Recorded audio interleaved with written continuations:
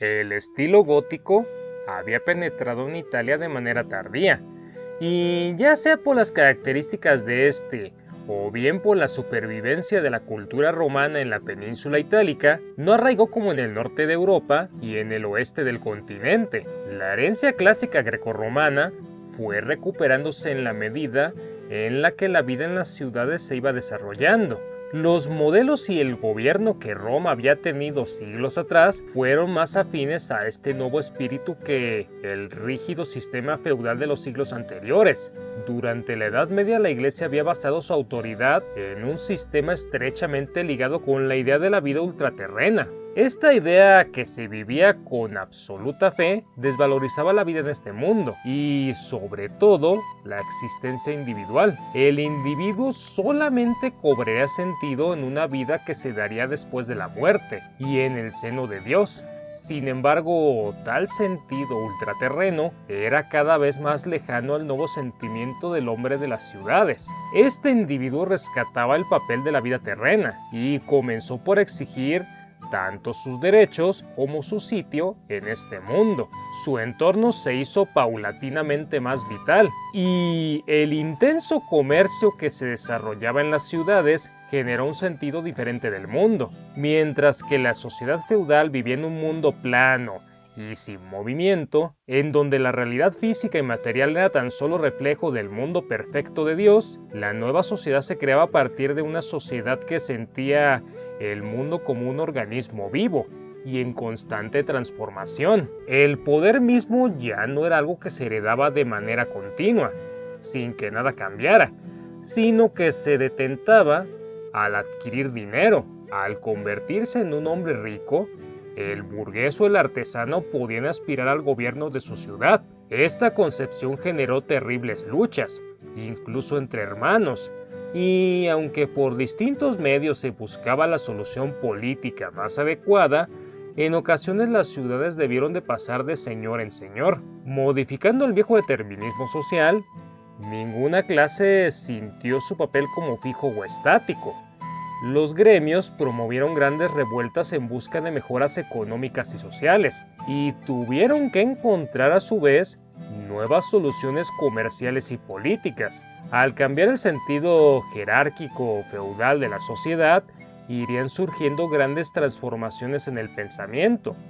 De una realidad pensada como fiel reflejo de las ideas divinas, el hombre, así como la institución llamada Iglesia, sentía cada vez más la necesidad de ir experimentando con el mundo. La observación directa de la realidad creó los cimientos de la ciencia moderna, al tiempo que afectaba la autoridad medieval en favor de una autoridad impuesta por los hechos. El interés de la realidad material y tangible, tan afín al nuevo estilo burgués, se abrió paso en el mundo de la ciencia, el arte y el pensamiento filosófico. En la Iglesia misma pronto se vio esta transformación. A principios del siglo XIII, San Francisco de Asís creó un movimiento que influiría en toda la Iglesia, pues proclamó el amor al mundo e hizo de la naturaleza un don divino.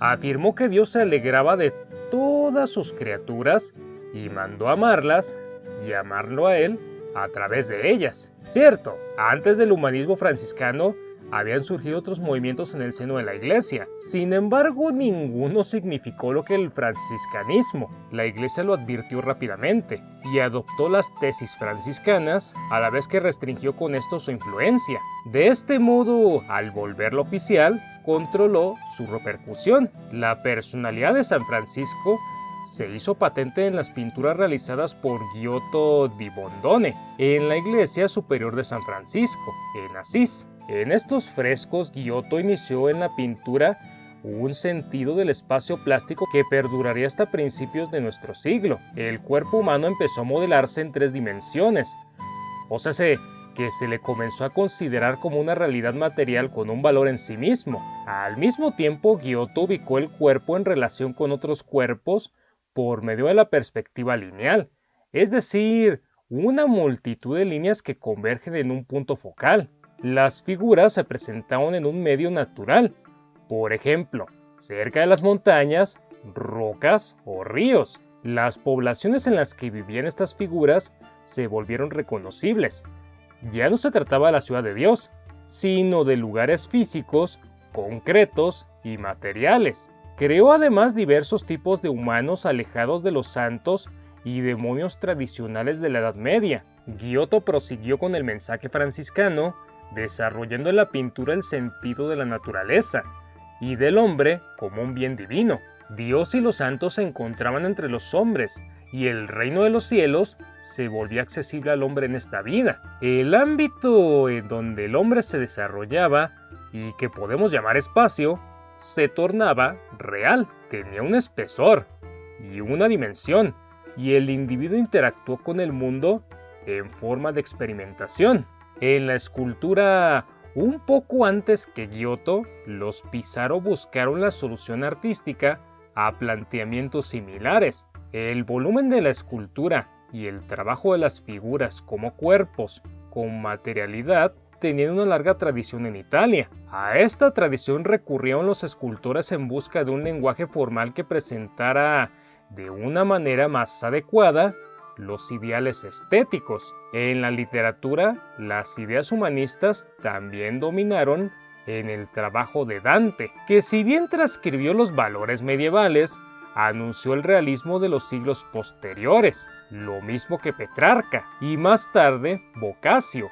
Dante reconsideró la lección de los griegos y los latinos y trató de seguir su ejemplo. Sin embargo, los italianos fueron originarios en cuanto a que concibieron el mundo como un sitio donde se desarrollaba el drama humano, desmitificando la vida ultraterrena y el poder de la Iglesia como portadora de la palabra de Dios. Ciertos aspectos que hemos planteado constituyen la esencia del periodo conocido como protorrenacimiento, a la vez que son las bases del Renacimiento italiano de los siglos XIV y XV.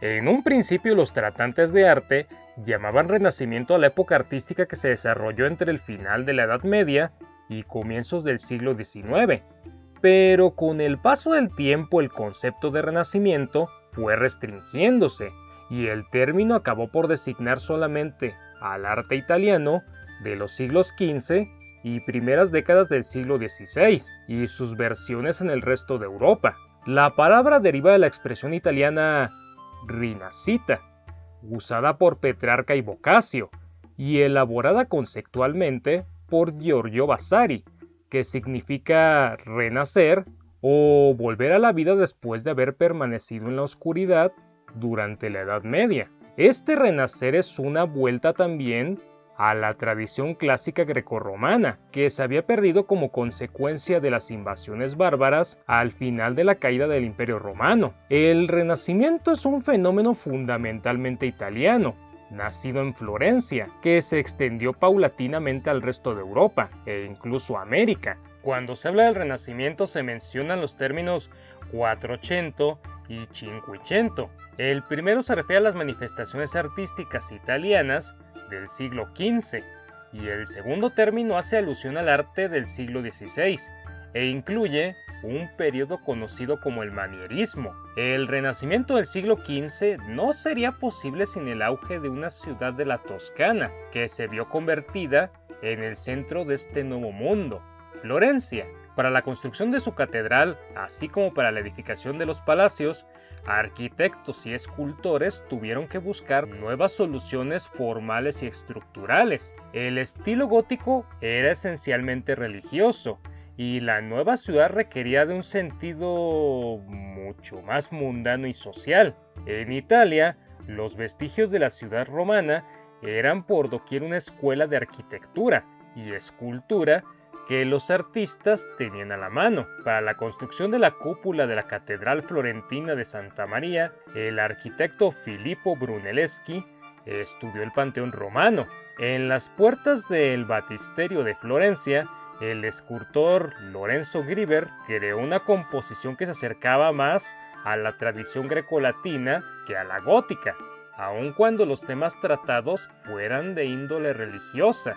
Por su parte, los pintores decoraron los muros buscando soluciones más acordes con el espíritu geométrico de la arquitectura, así como el espíritu realista y naturalista de Florencia. Por todos lados, los nuevos planteamientos generaban nuevas soluciones.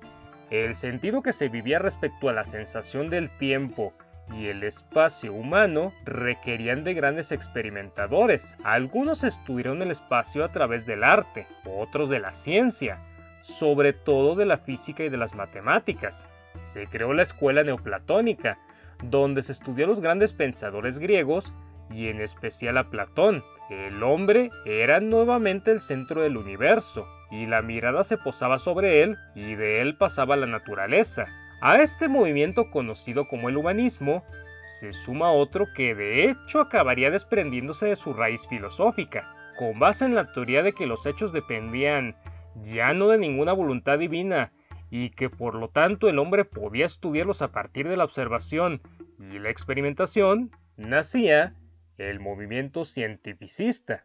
En el Renacimiento la actividad creativa de los artistas no hubiera sido posible sin la intervención de los mecenas.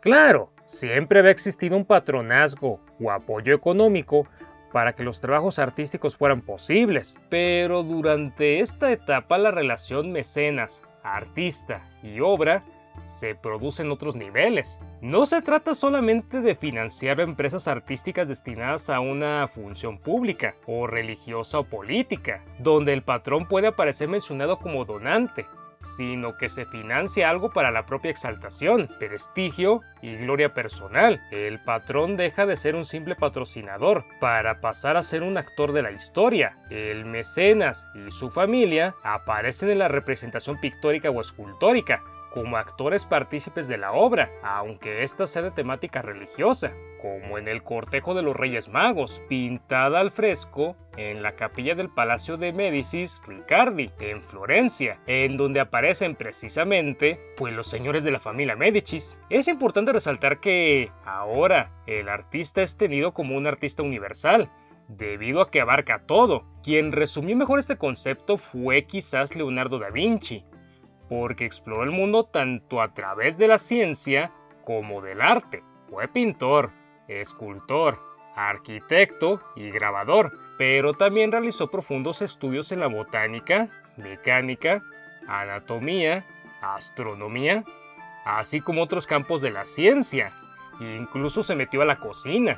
El individuo genial cobró una enorme importancia, y así nació una especie de culto a la personalidad y a la fama. En las dos etapas del Renacimiento italiano, el Quattrocento y el Cinquecento, la arquitectura adapta al templo o al palacio distintos elementos romanos, tomados aisladamente, sustituyendo elementos góticos como pilares y bóvedas, o creando unos nuevos al variarse la disposición general del edificio, incluyendo cúpulas, frontones o entablamientos. Analizando definitivamente una construcción, podemos observar que los cambios fundamentales se operan en la planta de las iglesias, que deja de ser cruciforme para adaptarse a un nuevo núcleo central, según un principio de belleza que se antepone a las necesidades y tradiciones del culto divino.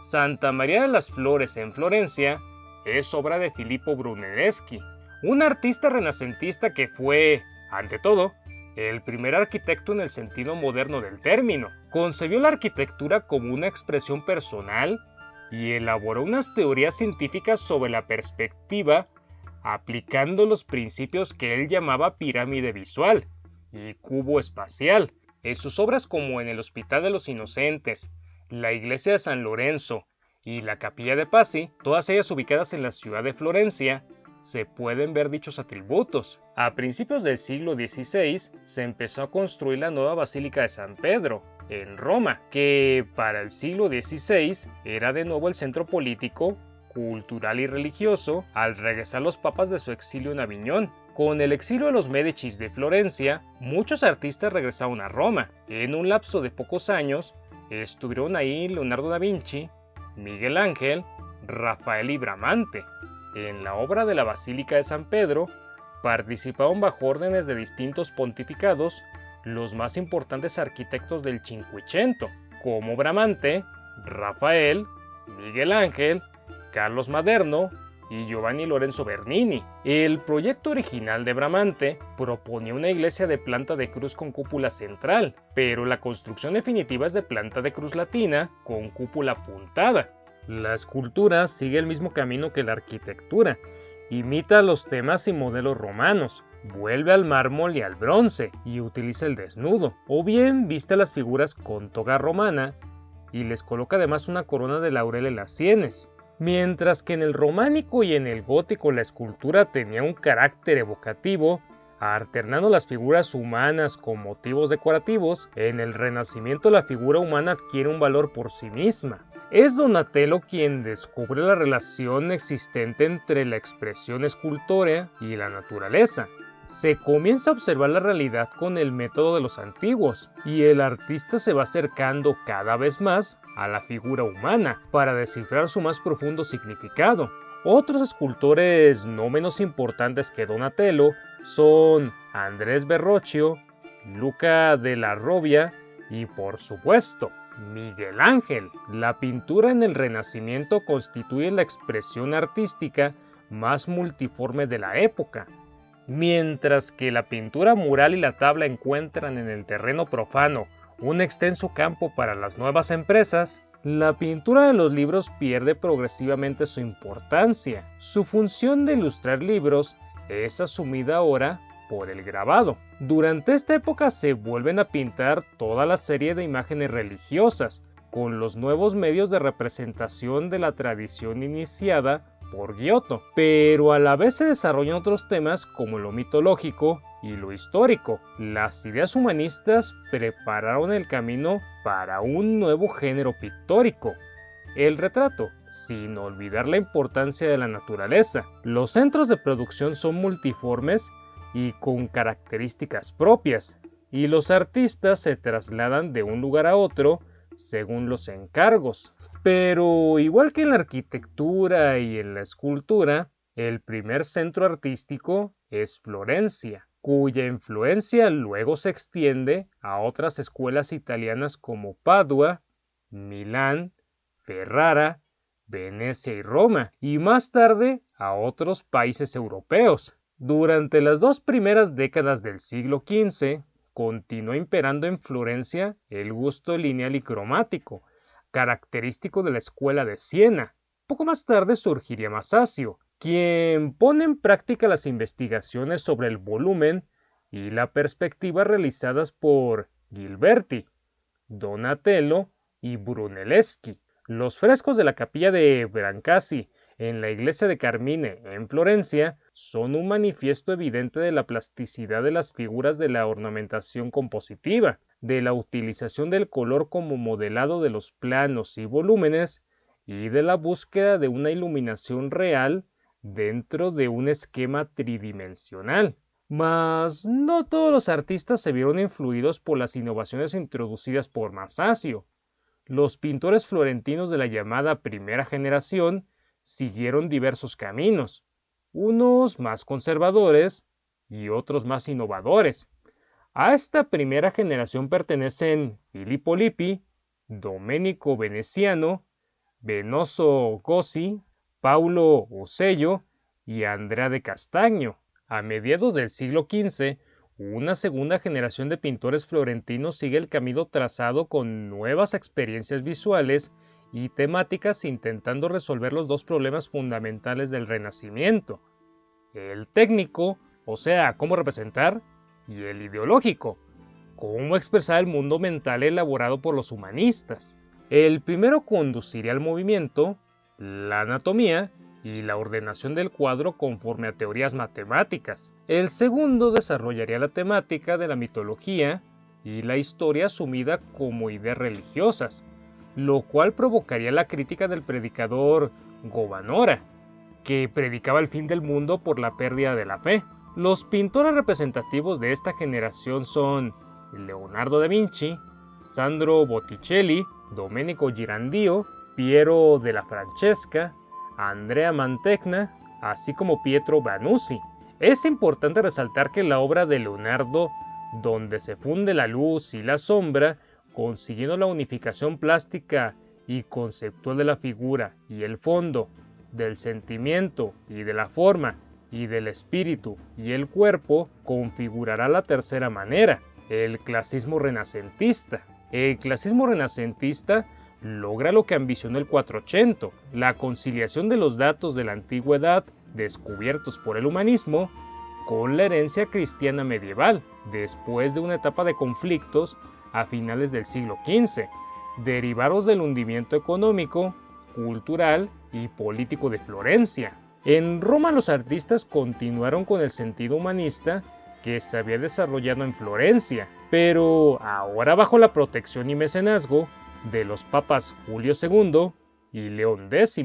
Para Miguel Ángel, la lección grecolatina no fue tan fácil de conciliar con el cristianismo, pero trató de amalgamar sus dos fuentes de inspiración. Y el resultado fue la creación de dos formas terriblemente dramáticas, y una constante inquietud por la lucha que él mismo experimentó entre la noción del cuerpo y el espíritu. En su obra pictórica más importante, la Capilla Sixtina, así como en las esculturas el David, el Moisés y la Piedad del Vaticano, se muestra la fuerza y el dramatismo característicos de este gran artista del Renacimiento. Otro artista de la talla de Miguel Ángel, que trabajó en la corte papal, fue Rafael Sanzio, autor de la decoración de varias logias y salas del Vaticano, y de una innumerable cantidad de pinturas sobre asuntos mitológicos y religiosos, entre los que sobresalen las Madonas.